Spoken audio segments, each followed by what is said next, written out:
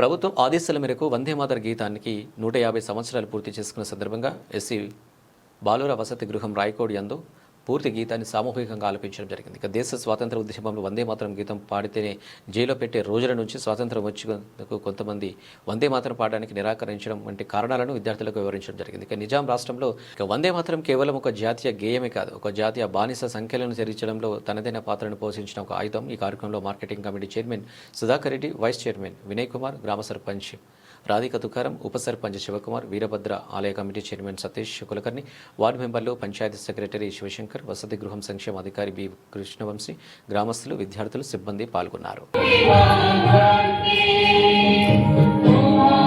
Fatima, Fatima,